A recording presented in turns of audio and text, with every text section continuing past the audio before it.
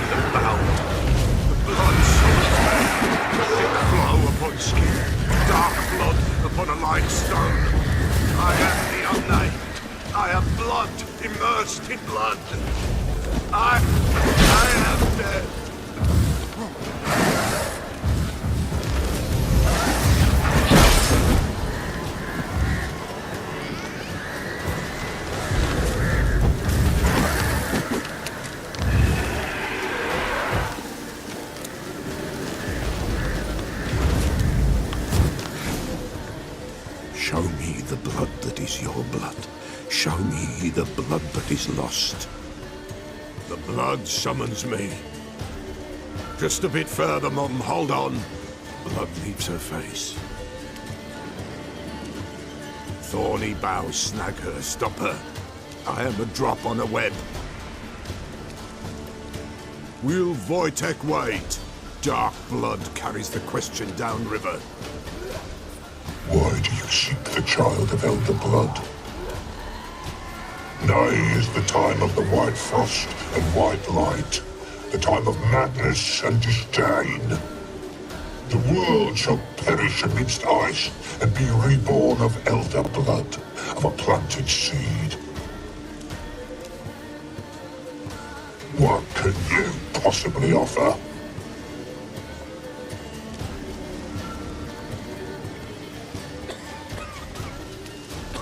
You all right? Yes. Is it over? It's done. The Peller's seen what he was meant to say. Didn't fully understand what the second vision was about. Anna miscarried. Blood everywhere. Suffering, the Peller felt it on her. She died her daughter's death.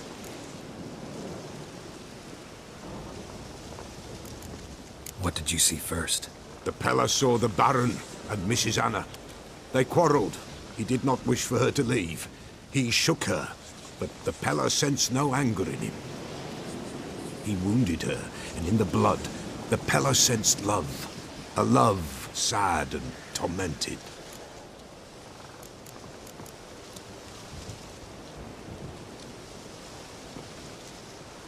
Third vision seems most important. They were walking through the woods, both weak, but for different reasons. Yet both knew where they were going. Not sure I heard you right, but you mentioned a Wojtek. Hope filled both their hearts at the thought of him. And the prophecy at the end? If Lean's words, you quoted them, and then asked me a question. Forgive the Peller. He knows not what you mean. Spirits. The spirits speak through the ritual, not he.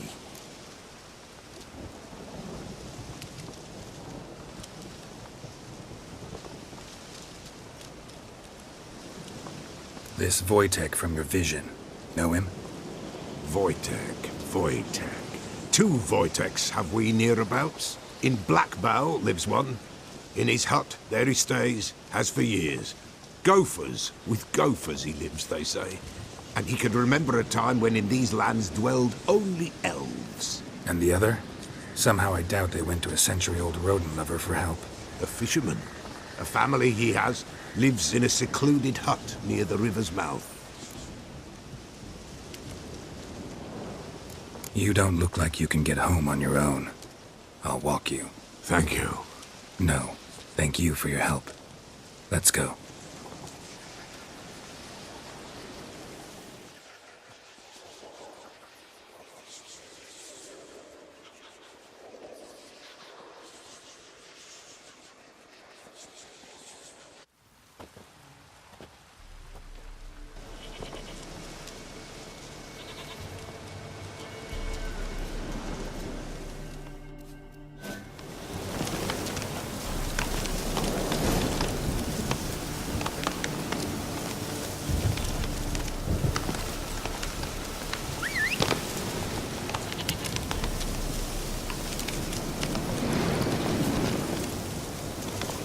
Come on, Roach.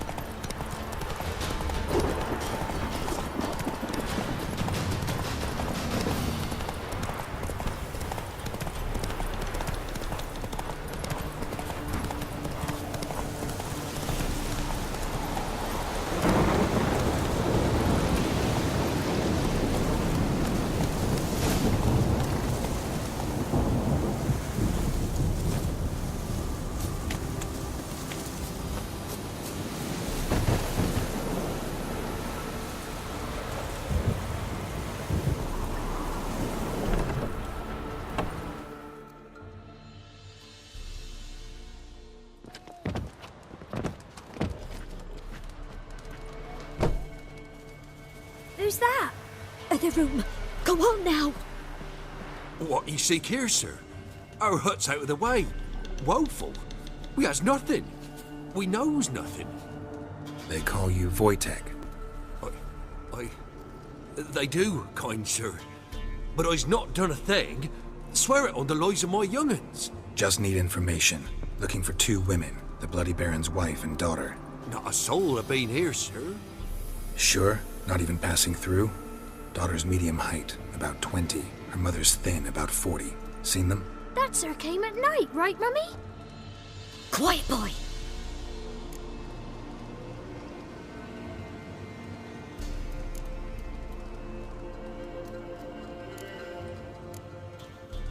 I want to help that woman. She could be in danger. Young and seen no one, my lord. He's a kiddie. Must have dreamt it. I want to hear this dream then. So, kid, who did you see? Who came here? Pappy brought her at night. The lady does the medicines. She was all afeared. Talked about an awful monster. Said she had to go back. Dunno where to. Mummy and Pappy cheered her up. Gave her clothes.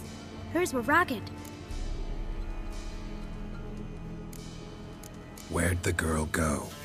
Her son said enough. No point in playing dumb anymore. Sorry, sir, but you don't look like one of our father's men. Because I'm not. I'm looking for Tamara and her mother. I need to know if they're alive and safe. Tamara is high. She's to my brother's place in Oxenford. But Mrs. Anna, that's another tale. Though anywhere's better than to Crow's Perch with a baron. Why? 'Cause he beat her, sir. Beat Mrs. Anna, I means. Everyone knew, but not a one lifted a finger for to stop it. What happened to Tamara's mother? We're like this. I was awaiting in the old smokehouse with horses. Cold as hell and so dark, couldn't see past 2 ells in front of you. Moon had risen high, and still they hadn't come. Began to fear some demon had snatched them. But finally they came forth, and we sets off towards the river. Suddenly, out of nowhere, a gale arose. Thought it'd tear my head off. And those damn birds, swarms of them coursing o'er the woods, raising a racket to make your ears bleed. Mrs. Anna screamed, bent over into herself. Tamara knelt down, gripped her arms. But then I saw it. Fiery marks on her hands.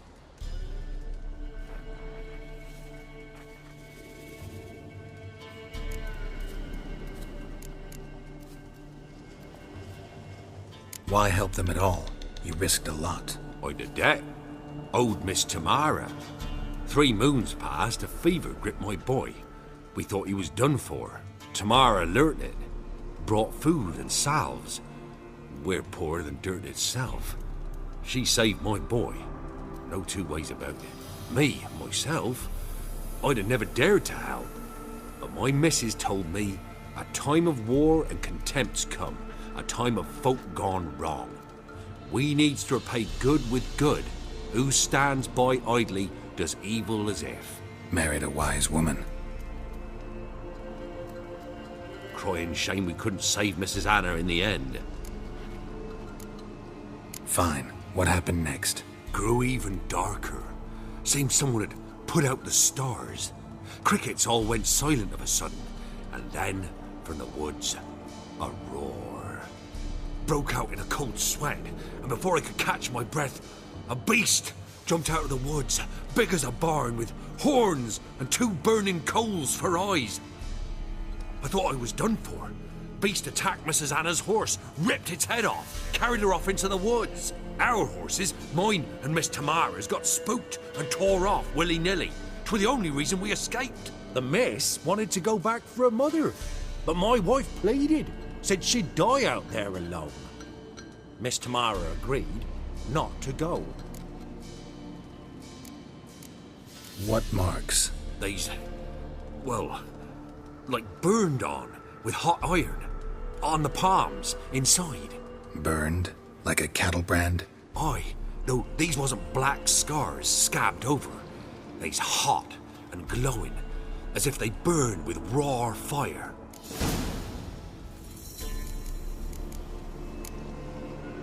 Thanks for your help.